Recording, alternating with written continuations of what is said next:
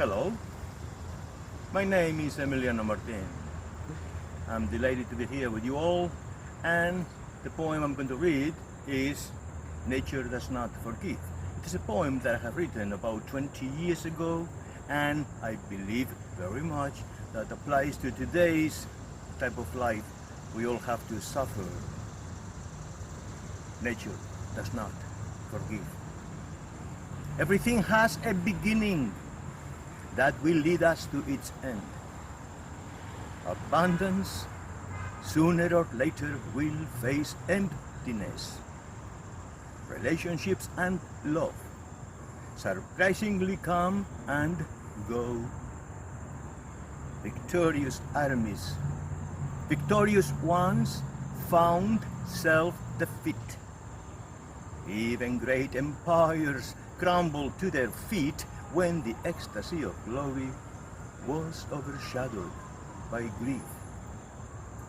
You see, as strange as it may seem, where there was a climbing mountain, now there is an open sea of tears.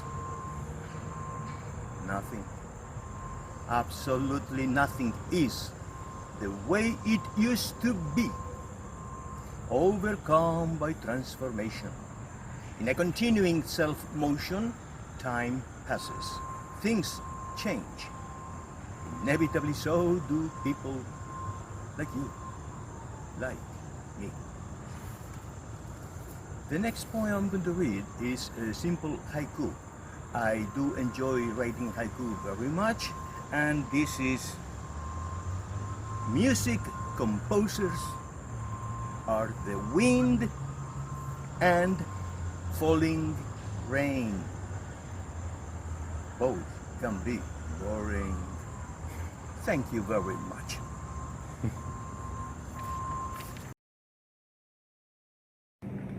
Hi, I'm Abbey Porter. This poem is called Return. I returned from a month in Tennessee. To hell and back, I am changed. All is changed. My loss, a grievous injury. The month, a rush from which images protrude like icebergs. His hand flashing open like a starfish, searching for mine. His focused stare as he tries to breathe. The monitor numbers blinking warning, warning. Don't be afraid to float alone. Is floating what I'm doing now? Certainly, I am unmoored. Half of me half believes that if I hit that number on my phone, he would answer. By day, he blurs incomplete. He appears most clearly in my dreams. His absence, a cavity, a black hole with its own unfailing pull.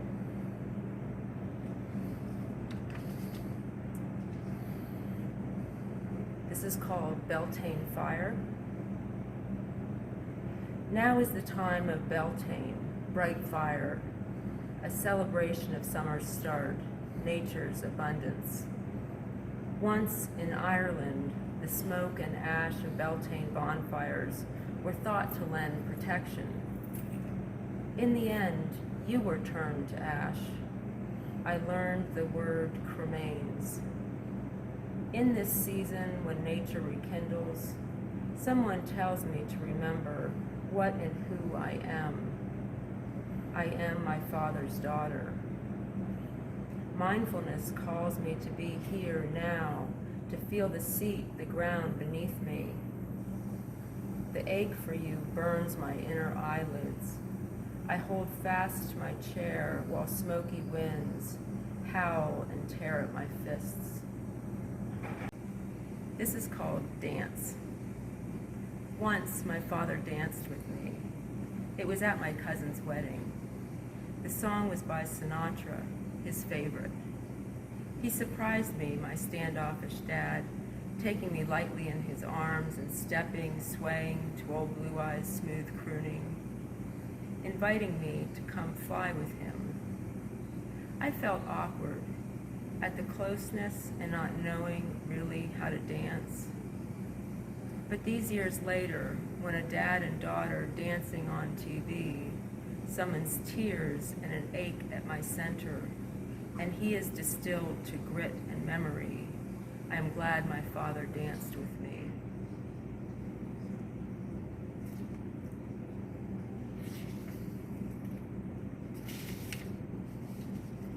This poem is called Longing. I long to arch, lean-bodied in the sun, to conga drums, fruited drink in hand. I long to blurt the words that pile behind my tongue, unstop the fractious flood. Instead, I crouch and growl, mutter and roll my eyes, encased in thickening flesh. How to shake free of these muffling layers? What path to cut? What fragments to salvage? 50-50. When it comes to doing the right thing, I'm 50-50. I could lament my lack of standards, dearth of discipline, and I do. I could call on reason, religion, hypnosis to fix me. Or I could obliterate guilt and worry and embrace my lower 50, those dark and tangled acres. Thank you. Hello, my name's Ed Krizek, and I'm going to read you 4 poems today. The first is called Lament, with last line by Samuel Beckett. What are we doing? Police killing people, black and brown, broken glass, fire to follow. The president wants to take back the streets with the army. The eagle is crying. Everybody is frightened. I weep for this country.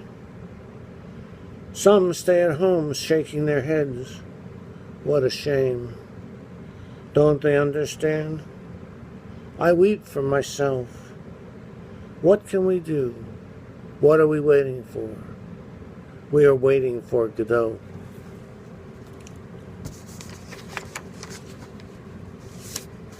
This next poem is called Yellow Roses. It has an epigraph by Robert Hunter. Yellow roses. Such a long, long time to be gone, and a short time to be there. Robert Hunter. With time, the sadness passes. Occasionally, though, a memory pokes up, organically, as if from the soil itself. Died and cremated 15 years ago, my emotions have had time to germinate, age, mature. It's not the photo on the shelf that prompts the return of sadness that brings me to tear. What else is there to do in isolated in quarantine, waiting for life to begin again? My loss blooms into a bouquet of yellow roses trimmed in crimson, the kind my father used to give her when she had a minor car accident or made a foolish mistake. On Google it says they can mean love or farewell. Soon it will be June when all the roses will blossom. Time will have sealed the hole in my gut. But for now I remember her and think of yellow roses.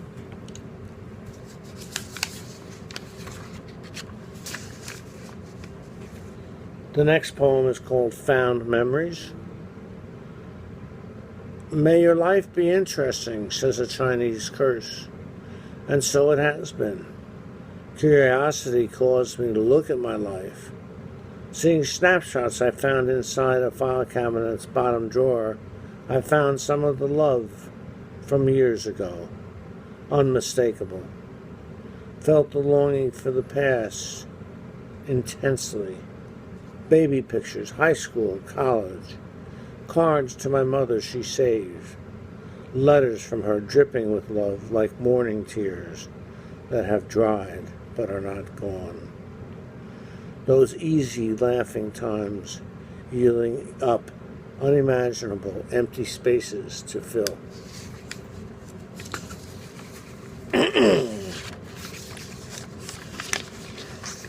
And the last poem is called Hope, because we all need to have hope in these kinds of times. was published recently by the Nonconformist magazine this spring. And here it goes. Hope. Happy to see the sun again, I danced in the morning air, screaming out that life is good. Only the gulls hear me.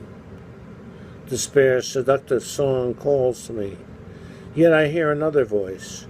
She silences this empty enchantress. Her promise sends me running headlong into the day. Thank you very much for listening. If you liked what you heard, you can find more on my website, www.edkrizekWriting.com. My last name is spelled K-R-I-Z like zebra, E like Edward, K like Kansas, Krizek. And there you can find my most recent book, which was published by Finishing Line. It's got a Buddhist theme to it and has gotten good reviews. So there you go, and I hope you like to have a good time with the rest of the festival. I'm Barbara Crooker, and I'm going to read a poem from my new book in the Pit Poetry series called Some Glad Morning. The poem is called Poem with an Embedded Line by Susan Cohen, and I'll indicate when I embed the line that she wrote, not me. When the evening news leads to despair, when my Facebook feed raises my blood pressure, when I can't listen to NPR anymore, I turn to the sky, blooming like chicory, its dearth of clouds, its vast blue endlessness. The trees are turning copper, gold, bronze, fired by the October sun, and the bees are going for broke, drunk on fermenting apples. I turn to my skillet, cast iron you can count on, glug some olive oil, sizzle some onions, adding garlic at the end to prevent bitterness. My husband, that sweet man, enters the room, asks, "What's for dinner?" says it smells good. He could live on garlic and onions, slowly turning to gold. The water is boiling, so I throw in some peppers, halved, cored, and seeded. Let them bob in the salty water until they're soft. To the sofrito, I add ground beef, chili powder, cumin, dried oregano, tomato sauce, mashed cannellonis, simmer for a while. Then I stir in more white beans, stuff the hearts of the peppers, drape them with cheese, and tuck them in the oven's mouth.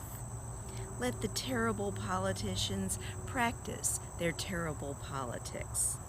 At my kitchen table, all will be fed.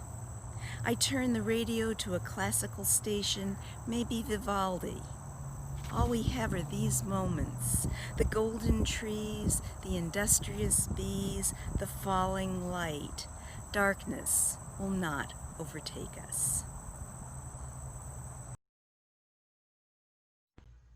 Greetings, fellow mad poets, and thanks to everyone who organized this event, in particular Anthony Palma, who helped me quite a bit, and so did Steve Delia.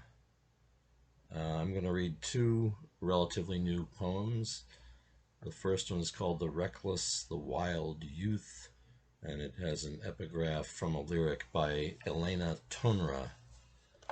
Setting fire to our insides for fun. The reckless, the wild youth.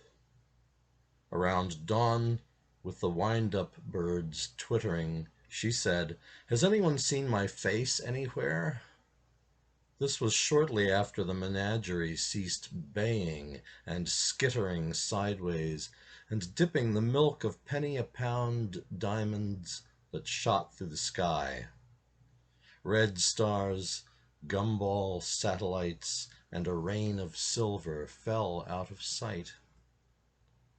I just wanted to sleep, but all the pieces left felt jagged, and her hunger lingered. I had a pretty co-star who had her head on straight and rode her horse Perfumo English style. But I found I wanted two, and a guest house, and steampunk sets to play in. Our best nights strained through a colander of cocktail talk, Steve Winwood sounding thoughts that didn't quite piece together, and a sax with a fuzzy pedal. If I'd had nothing to do, as I always dreamed, but what I wanted, no day could have started before noon, each stop at a new planet, in search of that lost face plotted by color on a roughhouse wheel, chartreuse, black cherry, charcoal, and teal, rolling through a month of weekends.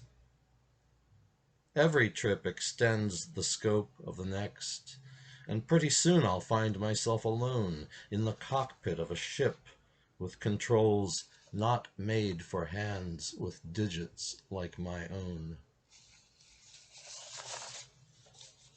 The second one is called Walking Away. Out the back door in the garden, the only light from the kitchen so dim there's no seeing raindrops, fat and far apart, even as they kick up moon dust, even as they break this high, narrow window of heat and stilled time. Keep walking through neighbors' yards, patios, past their pools, their neglected sheds. Go into the borderland with its twin seductions of uncertainty and youth, where particles avoid collision and wind up in many places at once. Go out to the hard road of farmhouse and town, growth and harm, parched and empty-handed, sunlit some days, brave and broken, brilliant but in need of shelter, shield, and filter, blind in the garden wherever you go. Sharpen your eyes, slide rough fingers in a rabbit's pocket to relearn what's worth it about the weary world. Stay well, folks. Vote early, and thank you very much.